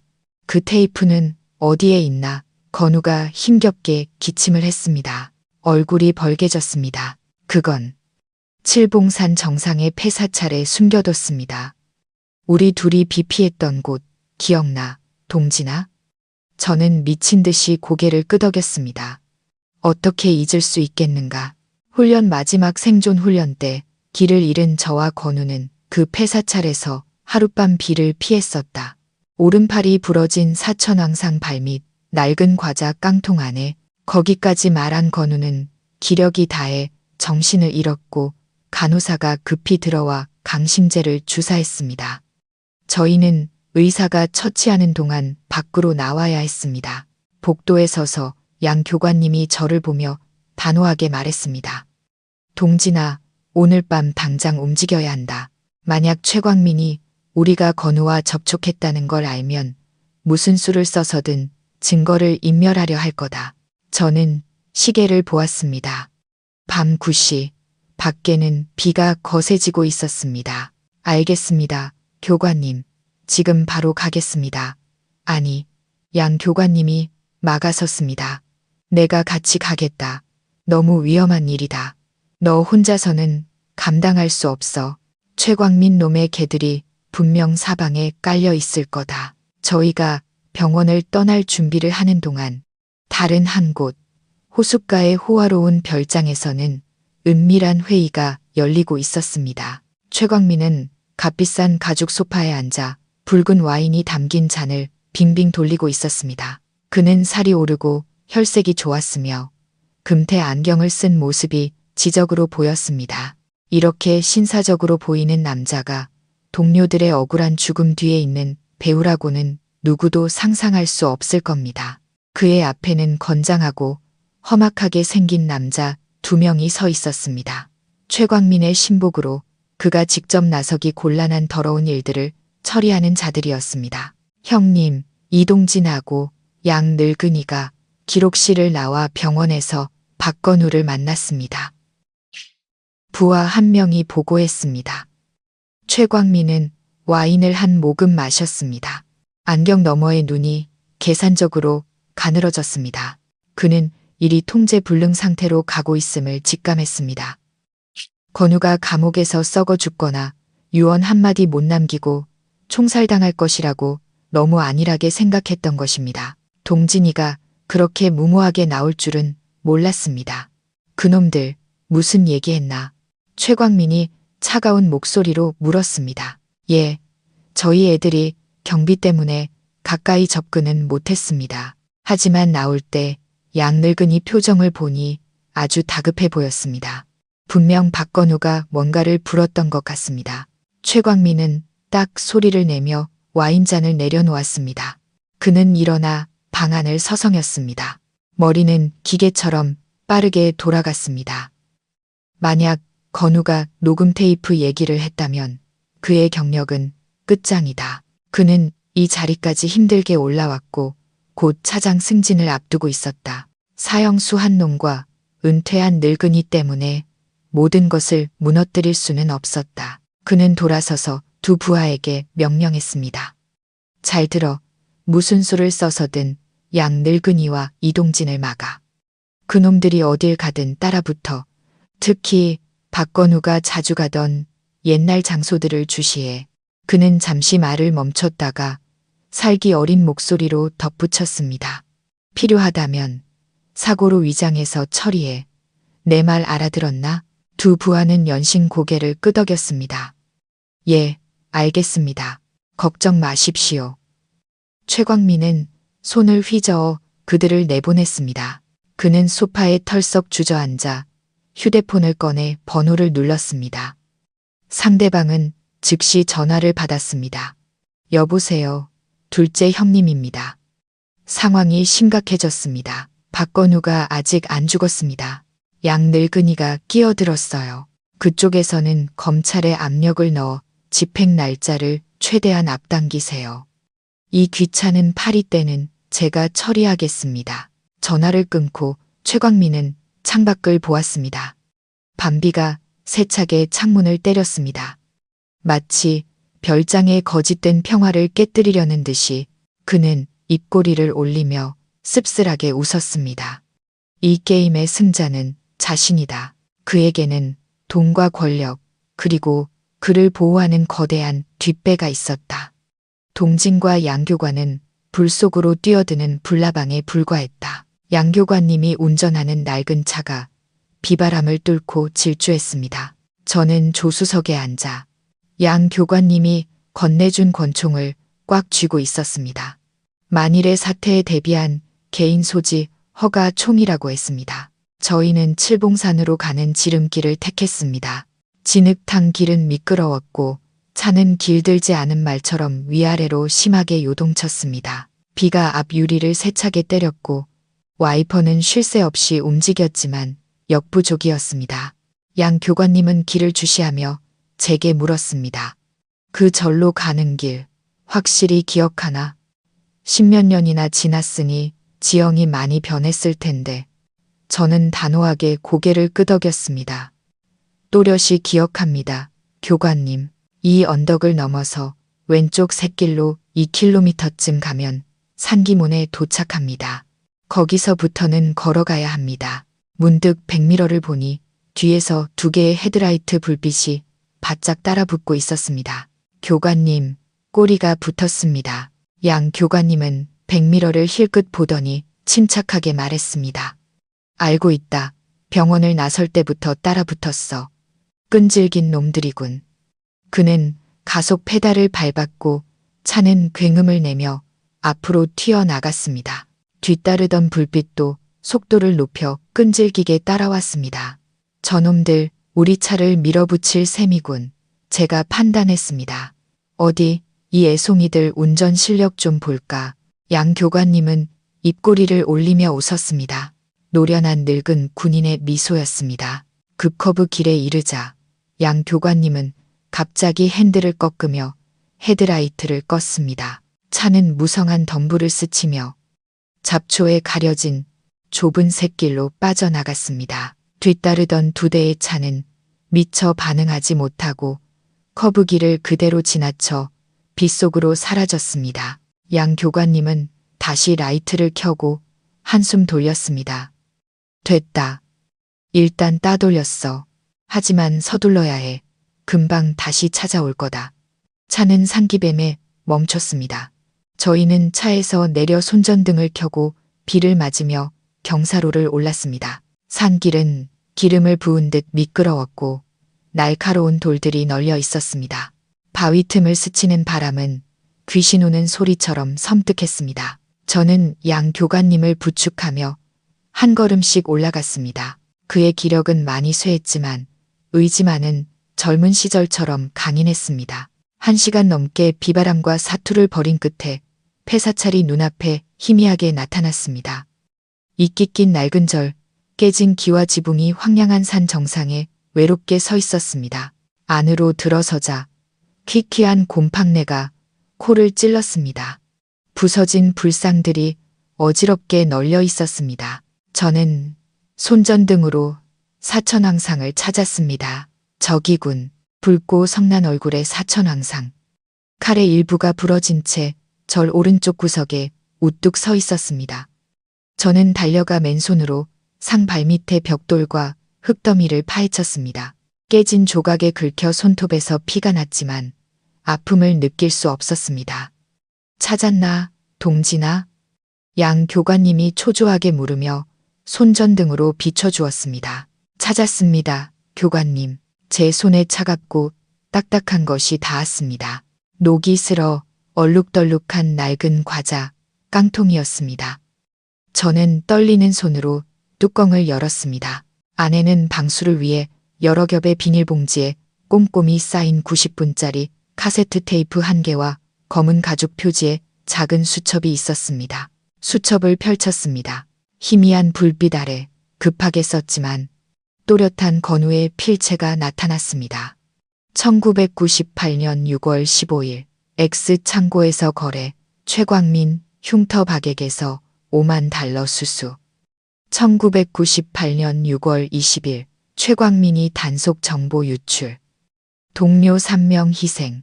저는 수첩을 양 교관님께 건넸습니다. 그는 훑어보더니 분노로 손을 부들부들 떨었습니다. 천하의 개만도 못한 놈.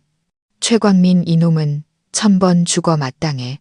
바로 그때 산깁에서 오토바이 엔진 소리가 요란하게 울려 퍼졌습니다. 헤드라이트 불빛이 산비탈을 훑었습니다. 놈들이 올라오는 길을 찾았습니다. 제가 소리쳤습니다. 양 교관님은 수첩과 테이프를 안주머니에 넣고 권총을 꺼내 장전했습니다. 가자, 산 뒤쪽 샛길로 빠져나가야 한다. 증거를 빼앗길 순 없어. 산비가 여전히 세차게 쏟아져 산 뒤쪽 샛길을 진흙개울로 만들었습니다. 제가 앞장서서 덩굴을 헤치며 길을 냈습니다. 양 교관님은 권총을 든 채 뒤따랐습니다. 등 뒤에서 개 짖는 소리가 들려왔습니다. 놈들은 수색견까지 동원했습니다. 천길 낭떠러지 위에 선 심정이었습니다. 서둘러, 동진아, 놈들이 좁혀오고 있어. 양 교관님이 거친 숨을 몰아쉬며 비틀거렸습니다. 제가 돌아가 그를 부축했습니다. 교관님, 힘내세요. 저 마른 계곡만 건너면 옆 동네입니다. 민병대에게 도움을 청할 수 있어요. 탕! 날카로운 총성이 빗소리를 뚫었습니다. 총알이 제 어깨 바로 옆 고목에 박히며 나무 껍질이 튀었습니다. 놈들이 총을 쐈습니다. 엎드리세요. 제가 소리치며 양 교관님을 덤불 속으로 끌어당겼습니다. 경사로 아래에서 손전등 불빛이 어른거렸습니다. 깡패들의 고함 소리가 들려왔습니다. 어디 있냐? 항복하면 목숨은 살려주지. 그 상자 내놔. 제가 양 교관님 귓가에 속삭였습니다. 교관님, 증거를 가지고 면사무소 쪽으로 뛰세요. 제가 놈들을 막겠습니다. 안 돼. 양 교관님이 단호하게 말했습니다. 네가 남으면 죽어. 내가 늙었으니 죽어도 괜찮아. 넌 아직 젊고 노모도 계시잖나. 그만하십시오.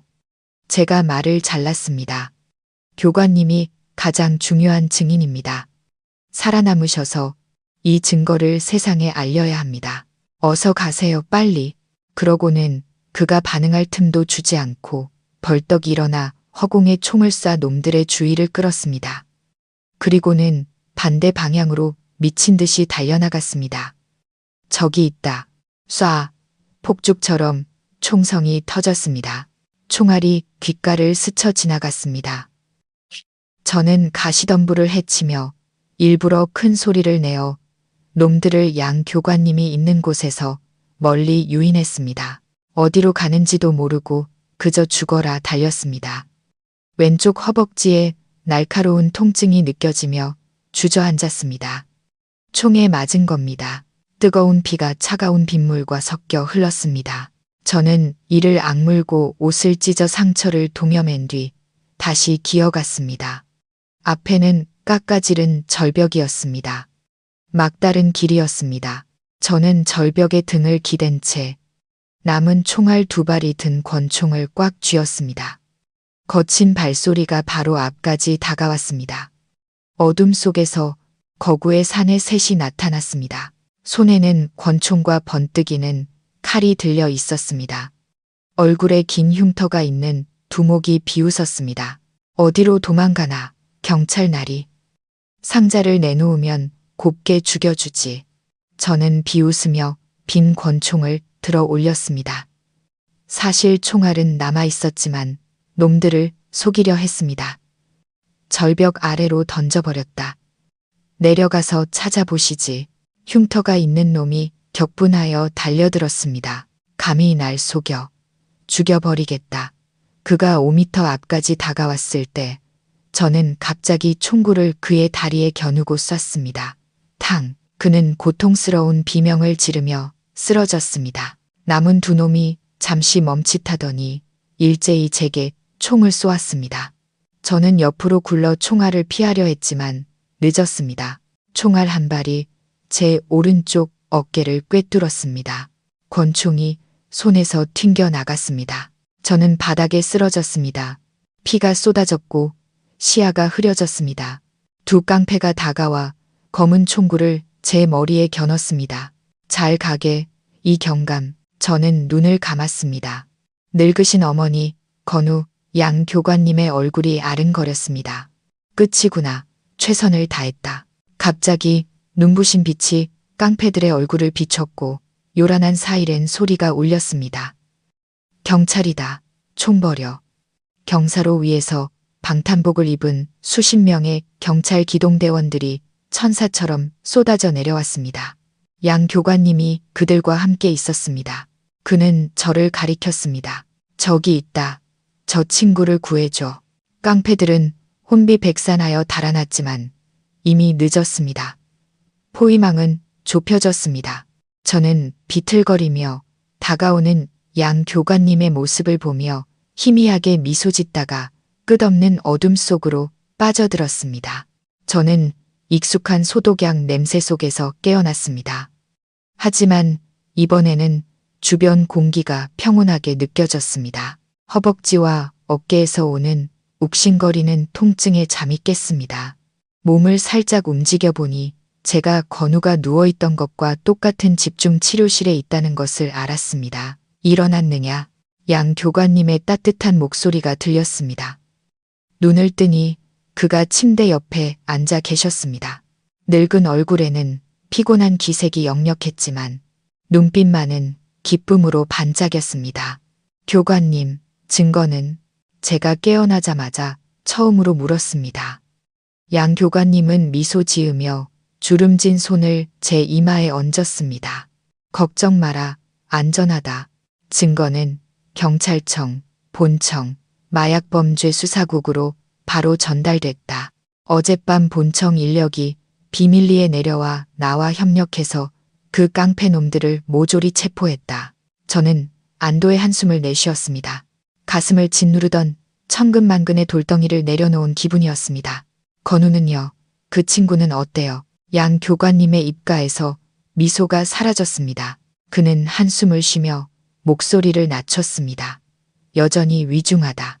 하지만 적어도 이제는 본청 사람들이 지키고 있으니 아무도 함부로 건드리지 못할 거다. 바로 그때 문이 열리고 정복 차림의 중년 남자가 들어왔습니다. 어깨에는 경무관 계급장이 달려 있었습니다. 제 옛 상관이었던 한 총경도 함께였습니다. 경무관은 침대 가까이 다가와 양 교관님과 악수한 뒤 저를 엄숙하면서도 호의적인 눈빛으로 바라보았습니다. 이동진 경감, 나는 마약범죄수사국장 진민수 경무관이요. 경찰청을 대표해 범죄에 맞서 싸운 동지의 용감하고 단호한 정신을 치하하오. 동지는 큰 공을 세웠소. 저는 일어나 경례하려 했지만 진 경무관이 손을 저었습니다. 그냥 누워있게. 상처가 아직 심하니 우리는 중요한 소식을 전하러 왔소. 어젯밤 체포된 깡패들의 자백과 녹음 테이프 증거를 바탕으로 최광민에 대한 구속 영장을 발부하고 수사에 착수했소. 제 심장이 세차게 뛰었습니다. 마침내 정의가 실현되는구나. 한 총경은 뒤에 서서 죄책감 어린 표정을 짓고 있었습니다. 그는 다가와 제 손을 잡았습니다. 동진아, 미안하다. 내가 너무 서류만 믿고 하마터면 훌륭한 동료 하나를 죽일 뻔했다. 내가 정말 죄인이다. 저는 옛 상관을 보며 희미하게 웃었습니다. 괜찮습니다, 총경님. 직분에 따라 하신 일인데요. 중요한 건 지금이라도 바로 잡았다는 겁니다. 진 경무관이 말을 이었습니다. 하지만 최광민을 체포하는 건 간단하지 않소. 그는 인맥이 아주 넓고 도주를 준비하고 있소. 우리는 놈이 모든 경찰 앞에서 고개 숙여 죄를 인정하도록 덫을 놓으려 하오. 동지들의 협조가 필요하오. 저희가 뭘 하면 되겠습니까, 국장님? 양 교관님이 날카로운 눈빛으로 물었습니다. 진 경무관은 저희 귀에 대고 계획을 속삭였습니다. 대담하고 기상천외한 계획. 바로 내일 오후 우수경찰 표창 시상식장에서 실행될 작전이었습니다. 지방경찰청 대강당은 화려한 깃발과 꽃으로 장식되어 있었습니다. 수백 명의 경찰관들이 빳빳하게 달인 제복을 입고 자리를 가득 메웠습니다. 단상 위에는 최광민이 서 있었습니다. 가슴에는 훈장이 가득했고 얼굴에는 승자의 미소가 번져 있었습니다. 그는 자신의 마약 소탕 실적에 대해 열변을 토하고 있었습니다. 저와 양 교관님은 2층 구석진 곳에 앉아 감시 카메라 화면으로 모든 것을 지켜보고 있었습니다. 저는 붕대를 감은 채 휠체어에 앉아 있었습니다. 최광민이 마이크에 대고 힘주어 말했습니다. 국민의 평안을 위해 저희는 희생과 고난을 마다하지 않았습니다. 저희는 마약 범죄와 타협 없이 싸우며 국민의 경찰로서의 품위를 지켜나갈 것입니다. 그 위선적인 말을 듣자니 화면에 침이라도 뱉고 싶었습니다. 그의 연기는 너무나 완벽해서 진실을 모른다면 누구라도 그를 영웅으로 생각할 정도였습니다. 강당 아래에서 우레와 같은 박수 소리가 터져 나왔습니다. 최광민은 감격에 찬 표정으로 고개 숙여 인사했습니다. 바로 그때 정문 쪽에서 박수 소리를 압도하는 단호한 목소리가 울려 퍼졌습니다. 멈춰. 모든 시선이 문으로 쏠렸습니다. 진 경무관이 들어섰고 그 뒤를 중무장한 특수기동대원들이 따랐습니다. 강당의 공기는 순식간에 얼어붙었습니다. 최광민의 얼굴색이 변했지만 그는 애써 평정을 유지했습니다. 국장님, 무슨 일이십니까? 저희는 지금 시상식을 진행 중입니다. 진 경무관은 단상으로 직행해 최광민의 손에서 마이크를 빼앗았습니다. 그는 최광민의 얼굴을 똑바로 보며 차갑게 말했습니다. 최광민, 당신을 마약 밀매, 살인 및 국가 반역 혐의로 긴급 체포한다. 강당 전체가 경악으로 술렁였습니다. 수군거리는 소리가 벌집 쑤신 듯 일어났습니다. 최광민이 얼굴이 벌개져 소리쳤습니다. 모함입니다. 증거가 어디 있습니까? 나는 영웅입니다. 국가의 공을 세웠다고요. 당신들은 날 체포할 권리가 없어. 진 경무관이 신호를 보냈습니다.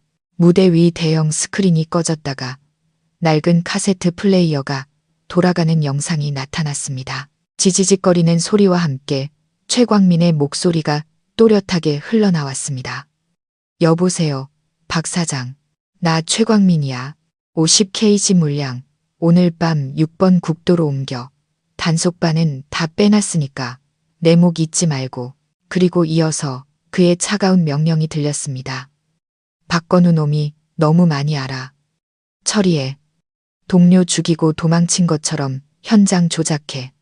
서류는 내가 알아서 할 테니 최광민의 얼굴은 붉은색에서 하얗게 그리고 잿빛으로 변했습니다. 그는 부들부들 떨며 주저앉았습니다. 더 이상 발뺌할 길이 없다는 것을 알았습니다. 수갑 채워 진 경무관이 명령했습니다. 특수기동대원 2명이 달려들어 최광민의 팔을 뒤로 꺾었습니다. 철컥하고 수갑이 채워지는 소리가 건조하게 울리며 한 배신자의 경력을 끝냈습니다. 2층에서 저와 양 교관님은 서로를 바라보았습니다. 아무 말도 하지 않았습니다. 그저 조용히 눈물만 흘릴 뿐이었습니다. 정의는 실현되었지만 그 대가는 너무나 컸습니다. 일주일 후 건강이 어느 정도 회복되자 저는 건우의 휠체어를 밀어 국립현충원으로 향했습니다. 오늘은 사형장의 그 음산한 날과 달리 하늘은 맑고 햇살은 눈부셨습니다. 휠체어에 앉은 건우는 여전히 말랐지만 얼굴에는 생기가 돌았습니다. 그는 갓 지급받은 깨끗한 경찰 제복을 입고 있었습니다. 어깨에는 경감 계급장이 달려 있었습니다. 그의 무죄와 명예 회복 결정이 오늘 아침 본청에서 발표되었습니다. 저희는 나란히 선 세 개의 묘비 앞에 멈춰 섰습니다. 그것은 옛날에 희생된 3명의 요원을 위한 감효였습니다. 최광민이 세상을 속이기 위해 세운 묘비들. 건우는 힘겹게 일어서서 떨리는 손으로 향 3개를 피웠습니다. 그는 꼿꼿이 서서 동료들에게 거수경례를 했습니다. 눈물이 뺨을 타고 흘렀습니다. 동료들, 내가 돌아왔네. 너무 오랫동안 타향에 머물게 해서 미안하네. 약속하지. 꼭 고향으로 다시 모셔오겠네. 바람이 소나무 사이를 스치며 마치 잠든 영혼들이 속삭이며 답하는 듯 했습니다. 우리 뒤에는 박 씨의 아주머니가 서 있었습니다. 그녀는 검은 옷을 입고 손에는 흰 국화 한 다발을 들고 있었습니다. 그녀는 건우를 바라보았습니다. 눈에는 더 이상 증오가 아닌 깊은 회한이 담겨 있었습니다.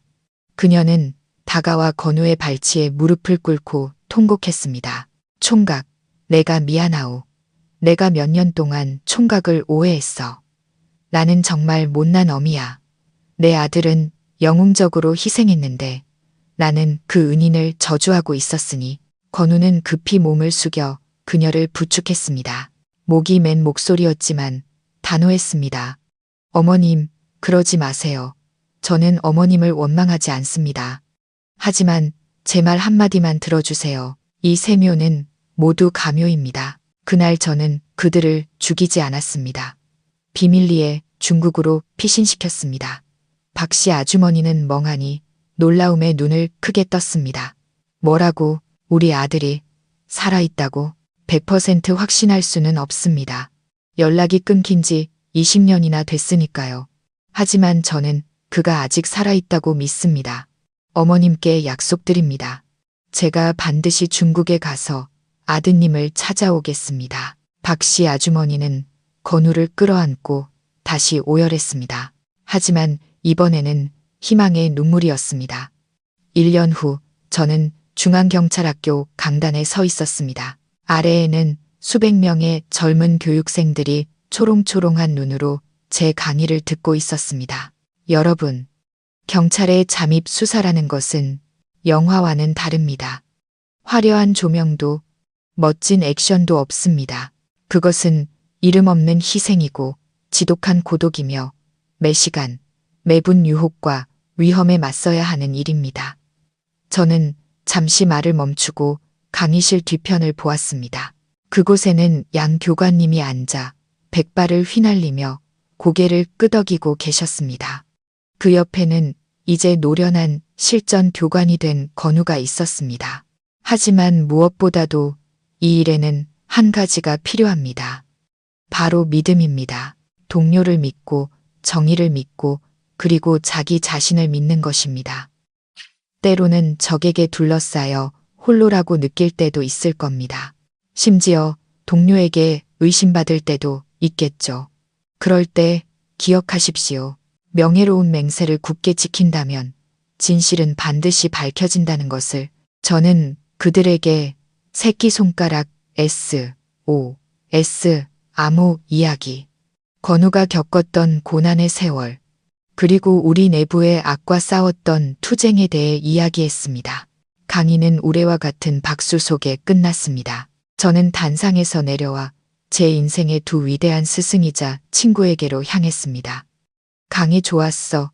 이동진 경감. 건우가 제 어깨를 치며 웃었습니다. 예전의 고통스러운 표정은 많이 사라져 있었습니다. 다 양 교관님 덕분이죠. 제가 겸손하게 답했습니다. 양 교관님은 지팡이를 짚고 일어서서 연병장에서 힘차게 훈련하는 교육생들을 바라보았습니다. 죽순이 자라 대나무가 되는 법이지. 이 세대는 우리보다 훨씬 더 뛰어날 거다. 하지만 우리의 임무는 저들에게 그 불꽃을 전해주는 것이다. 아무리 어두운 상황에서도 결코 꺼져서는 안 될 그 불꽃을 말이다. 저희는 연병장으로 나가 열정 넘치는 젊은이들 속으로 걸어 들어갔습니다. 저녁 햇살이 저희 어깨 위에 반짝이는 빛을 뿌렸습니다.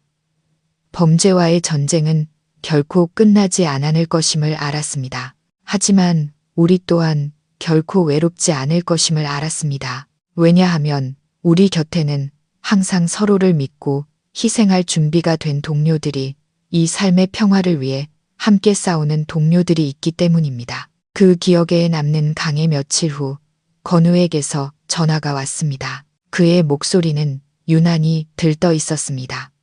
중요한 일이 있으니 당장 집으로 오라고 했습니다.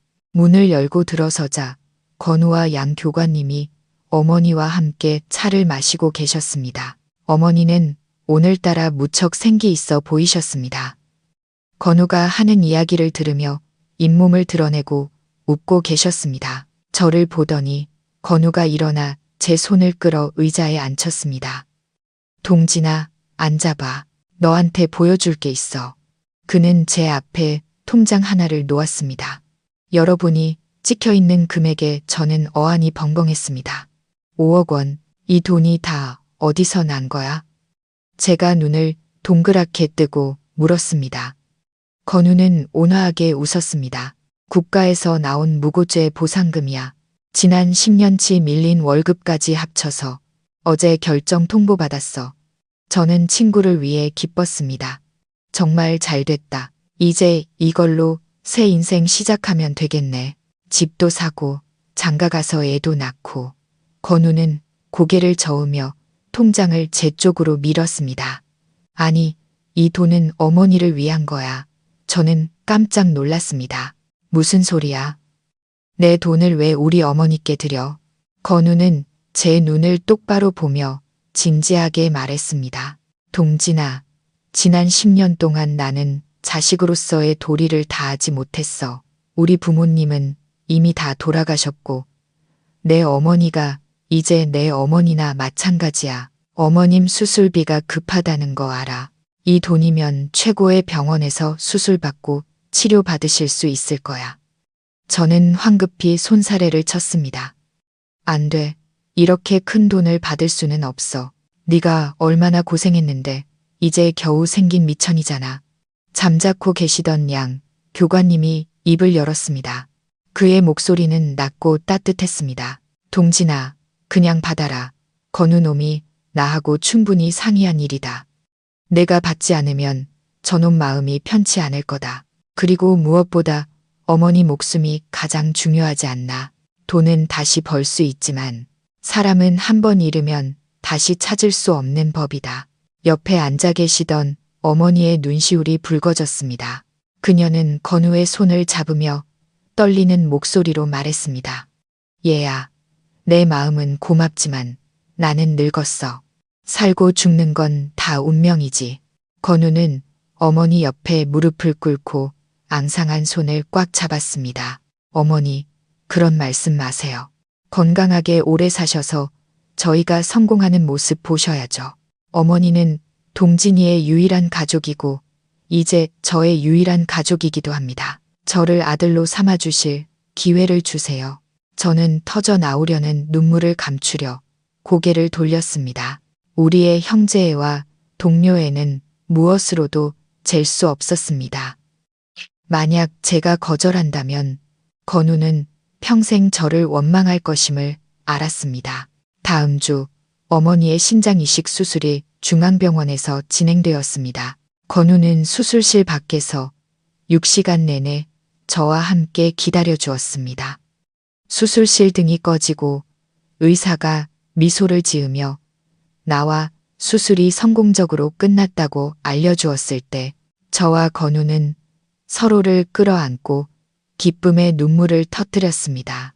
3개월 후 지방법원에서 최광민과 그 일당에 대한 형사재판 1심이 열렸습니다.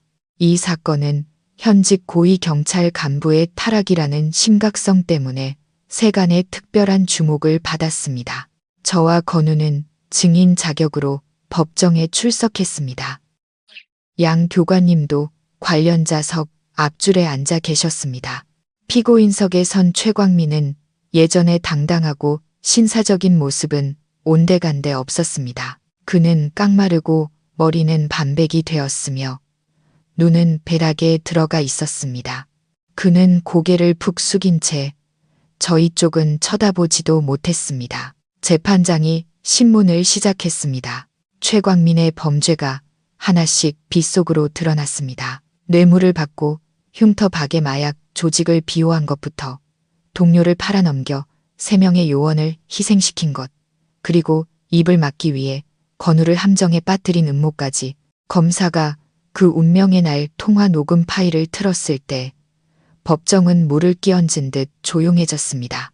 최광민의 차갑고 잔인한 목소리가 울려 퍼졌습니다.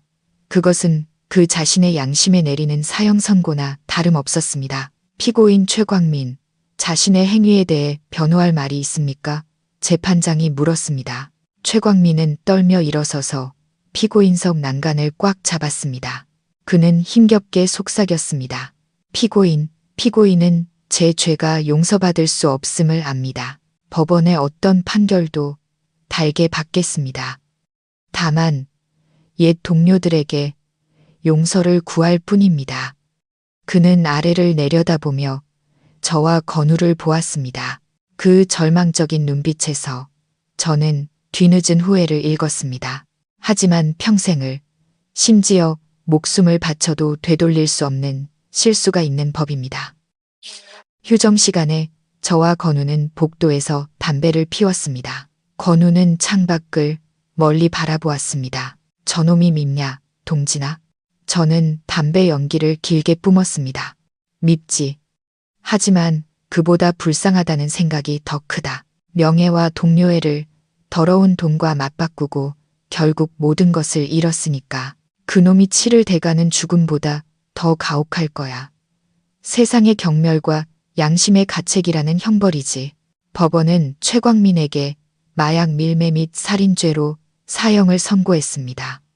다른 공범들은 징역 20년에서 무기징역을 선고받았습니다. 최광민이 호송차로 끌려가며 마지막으로 저희를 돌아보았습니다. 건우는 작게 고개를 끄덕여 주었습니다. 용서가 아닌 고통스러운 과거를 닫는 인사였습니다. 그의 봄은 예년보다 일찍 찾아왔습니다. 저희 집 마당에 벚나무가 막 꽃망울을 터뜨리기 시작했습니다. 어머니의 건강은 기적처럼 회복되었습니다. 이제 집안을 혼자 걸어 다니실 수 있었고 얼굴에도 혈색이 돌았습니다. 건우가 자주 드나들면서부터 저희 작은 집에는 늘 웃음소리가 가득했습니다. 오늘은 섣달 그님이었습니다. 저희는 박씨 아주머니와 양 교관님을 모시고 조촐한 송년회를 열었습니다. 아주머니는 일찍 오셔서 토종닭과 유정란을 가져오셨습니다. 그녀는 건우를 양아들로 삼았습니다. 아들의 죽음에 대한 진실을 안 뒤로 아주머니는 천근만근의 짐을 내려놓은 듯 했습니다. 그녀는 건우를 챙기고 부녀회 봉사활동에 참여하며 삶의 기쁨을 되찾았습니다. 동진이 어머니 아주 건강해지셨네. 올 설에는 이웃집에 세배 다니셔도 되겠어. 아주머니가 웃으며 어머니의 나물 다듬는 것을 도왔습니다. 다 조상님들 덕이고 효자 아들들 덕분이죠. 어머니가 행복한 미소를 지으며 답했습니다. 식사는 따뜻하고 소박하게 진행되었습니다.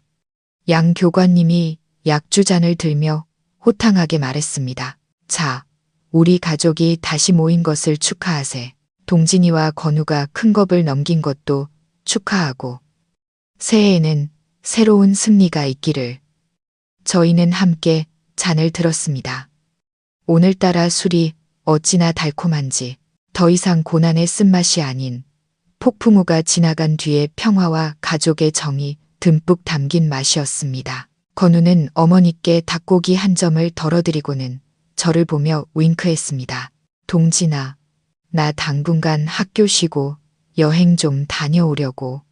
저는 놀랐습니다. 어딜 가려고? 옛날 우리 동료 3명을 돌봐주셨던 은인들을 찾아봐야지. 그리고 가장 중요한 건 박씨 어머님과의 약속을 지켜야 해. 어떻게든 형님과 다른 동료들의 흔적을 찾아야겠어. 난 그들이 아직 어딘가에 있다고 믿어. 저는 친구의 눈에서 옛날의 그 결연한 불꽃을 보았습니다. 저는 그의 어깨를 두드렸습니다. 그래, 다녀와. 집은 내가 잘 지키고 있을게. 도움이 필요하면 언제든 새끼손가락으로 연락하고. 저희 둘은 함께 웃으며 새끼손가락을 걸었습니다. 옛 맹세는 이제 불멸의 우정의 상징이 되었습니다. 인생은 그렇게 흘러갔습니다. 마치 바다로 흘러가는 강물처럼 험난한 구비와 폭포도 있지만 강은 결국 대양의 평온함을 찾아 흘러갑니다. 저는 계속해서 경찰학교에서 후배들을 가르쳤습니다. 건우는 3개월간 중국 국경의 외딴 마을들을 헤맨 끝에 돌아왔습니다. 그는 기대했던 것처럼 살아있는 새 동료를 데려오지는 못했지만 세계의 유골함을 가져왔습니다. 그들은 국경을 넘은 지 몇 년 안 되어 지독한 풍토병과 적의 끈질긴 추격 끝에 사망했다고 합니다.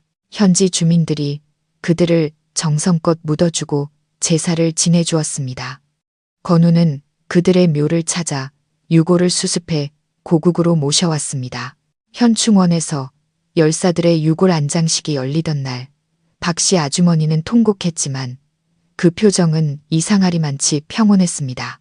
마침내 그녀의 아들이 차가운 가묘가 아닌 동료들 곁에서 평안히 잠들게 되었기 때문입니다. 건우는 복직하여 도내 최고의 마약 범죄 전문가가 되었습니다. 그는 먼저 간 동료들의 목까지 살며 자신의 모든 것을 바쳤습니다.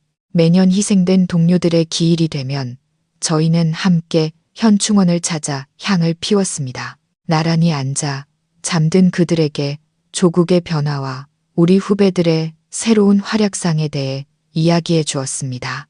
어느 늦은 오후, 저는 학교 건물 4층 발코니에 서서 연병장을 내려다보았습니다. 미래의 경찰관들이 석양 아래 땀 흘리며 훈련하고 있었습니다. 우렁찬 함성이 하늘 한구석을 가득 메웠습니다. 조국 수호를 위하여, 사회 안녕 질서를 위하여. 저는 열정 넘치는 젊은 얼굴들 속에서 저와 건우의 모습을 보았습니다. 우리는 늙었지만 경찰의 이상과 뜨거운 피는 세대를 거쳐 영원히 흐를 것입니다. 휴대폰이 울렸습니다. 건우에게서 온 문자였습니다. 밥 먹으러 와. 어머니가 네가 좋아하는 닭볶음탕 해놓으셨어. 저는 미소 지으며 답장했습니다. 금방 갈게. 저는 휴대폰을 끄고 저 멀리 노을이 도시 전체를 붉게 물들이는 지평선을 바라보았습니다. 하루 일과는 끝났지만 이 삶의 평화를 지키는 임무는 결코 끝나지 않을 것입니다. 그리고 저는 알았습니다. 내일 어떤 어려움과 시련이 닥쳐도 저는 굳건히 나아갈 것입니다. 왜냐하면 저는 결코 혼자가 아니기 때문입니다. 저는 가벼운 마음으로 계단을 내려가 분주히 오가는 사람들 속으로 섞여 들어갔습니다. 저의 평화로운 안식처로